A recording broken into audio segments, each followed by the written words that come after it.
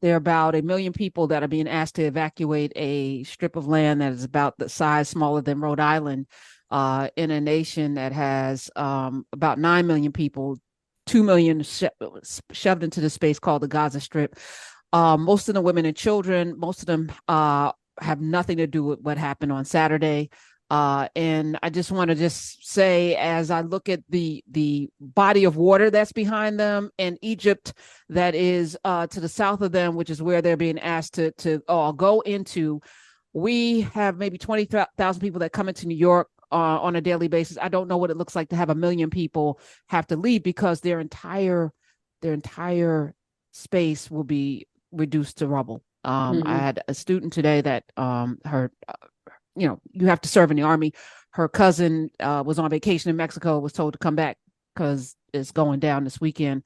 And, wherever you stand on this, hopefully you stand on the side of humanity. Hopefully you stand on the side of people living.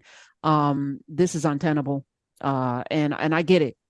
Something horrific happened and there has to be a response, but the response should be leaning closer to how we can come together peacefully, as opposed to revenge, which, leveling a whole entire space where there's mostly women and children is, I don't know how we reconcile with this. And I don't know that we can reconcile. When I say we, I mean the whole global society that is watching all of this play out, just like the ugliness on Saturday, which appropriately we should definitely lean into and say Hamas is a terrorist act that is worthy of our not just rebuke, but something horrible should happen. But these folk, I mean, I'm just imagining. I don't know how people come back from that. It's a never-ending cycle. I'm just saying it's not going to end. So something has to happen. And as I pulled up the map today for my students, because most people are geopolitically ignorant and they don't know where places are because they don't travel, and they don't know the proximity. Like I went first to Africa, and then we went out from there. Egypt is in Africa, so it was like border to Israel. It's right there. And, as we were looking at where Ukraine sits above it and Russia, and we were, just kind of going around the map, I was like, there's a lot happening right now. And I'm not sure if it's not all connected. So we're going to just sit and wait and watch, unfortunately. And for those of you in New York right now who are being asked to be very careful because there have been many threats, which I'm meeting remotely because I don't even want my students out in the streets, and a lot of them are scared. It could happen here. 9/11 was one thing that many of us have forgotten. This world is on fire right now. So I wanted to say that. 866-801-8255. Your thoughts? Anyone? Well, one of my best friends, her father and his family are all in Gaza right now. And she was just there over the summer visiting him. And because he lives there, she doesn't get to see him very often. She only gets to see him about once every 10 years or so. And it's been, my heart has been very heavy just feeling for her and her family, because I understand that, at this point, I don't even know if she has communication with him anymore because they've cut out electricity and the internet, and just the level of fear that these people have to be feeling while they are, we're witnessing what is potentially going to be a genocide. And to know that there are so many innocent lives that are going to be lost is just horrendous. And I just pray that, like you said, we are all on the side of humanity, because, atrocities are being committed left and right. And it's a heavy, heavy time right now to just be witnessing from, the safety of our own homes, just understanding that there are people who are really going through it right now in a way that we can't even imagine. Yeah. I don't know how you move 1 million people out of anywhere in 24 hours. I just don't think it's possible. Not happening. No, you know what I'm thinking? If I'm looking at my community, there are people that are, that are diabetic, that have to do dialysis. Asthmatic.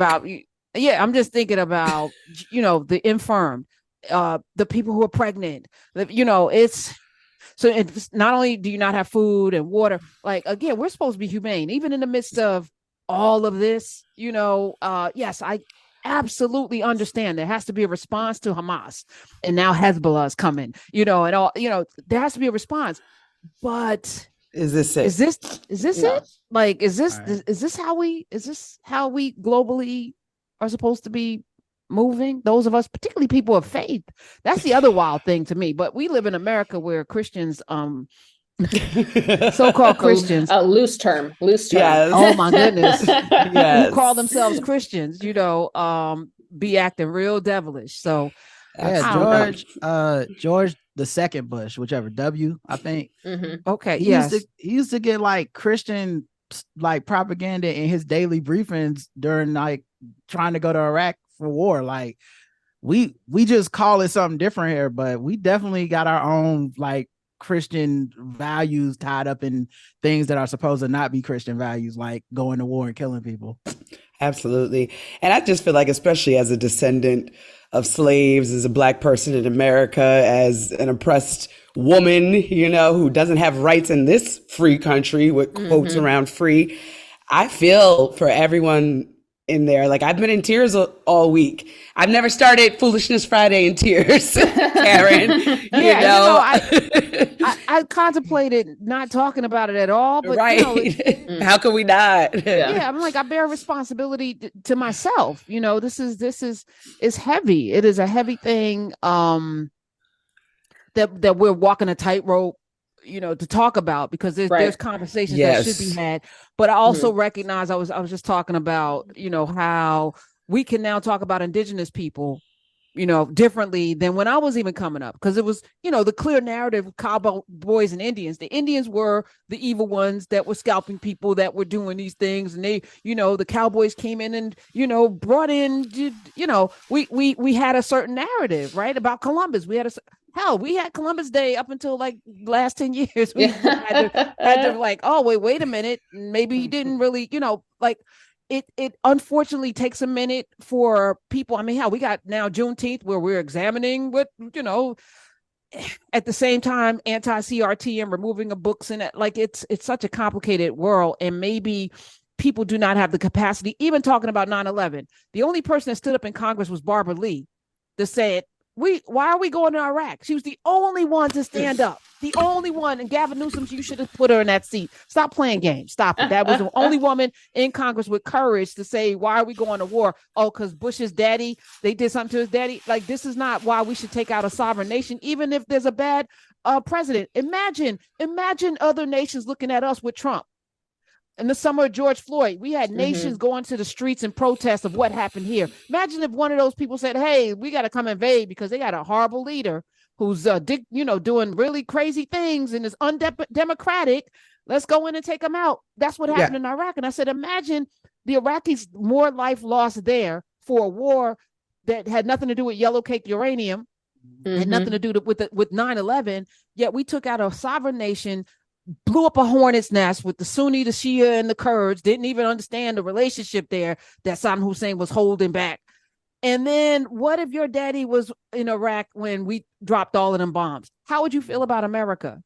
Yeah, would you hate America? Would you hate America for generations? Probably. And I'm Black in America, and I got generational trauma that I'm still working through with this nation, with just my mama not being able to sit at the front of the bus. My grandmama not being able to vote in this country. Like, it ain't that far removed from me. It really so is I'm not. Just like, it's so much.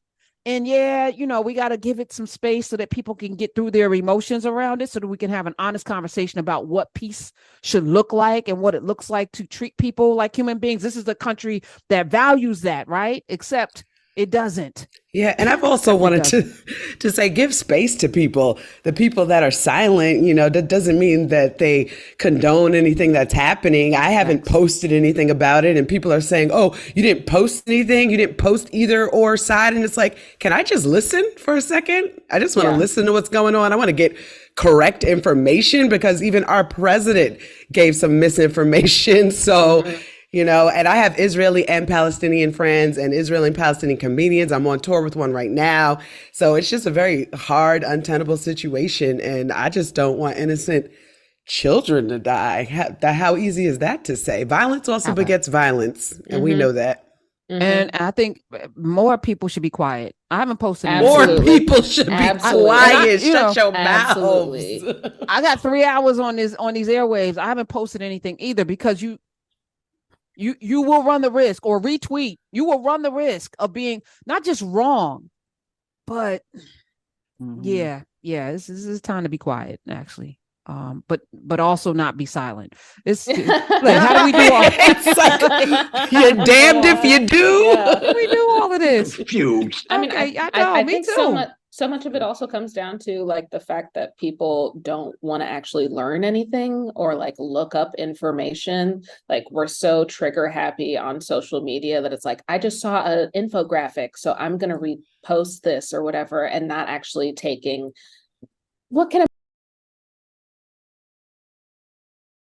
is this a valid resource? Who is giving me this resource? Or just like I have seen some really great, concise TikTok videos of people explaining a lot of history in a small amount of time to just get you to like understand what exactly is happening, instead of just like being trigger happy. Like the fact that like Justin Bieber can post a picture that says pray for Israel, but it's actually a picture of Gaza. Yes. Or even Jamie Lee Curtis posting that like terror from the skies, but it's Palestinian children. It's like, just take a couple minutes. If you do feel the need to post something, just like pause and be like, where's this coming from? I think also some of the silence comes from people being afraid. Oh, totally. Of like the consequences of being wrong, or like you think you helping, and then someone comes in and they're like, that picture doesn't go with the words, and you're like, damn, I probably should have said nothing, you know. So there's a bunch of other people watching that going, I'm gonna wait to hop in this one. Justin Bieber caught that L. Noah Schnapp caught that L, catching fades. Kylie Jenner. Yes. And also just think before you speak in life. How about that? Take a beat before anything comes out of your mouth. Look at you being so not the time right now. You know, we are not in a time where people are being thoughtful. 2023, thoughtful.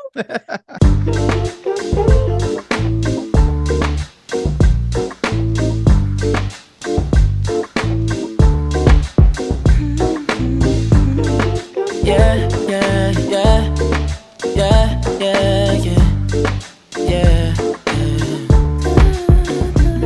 I run my fingers through her hair, and she smiles and says that she loves me.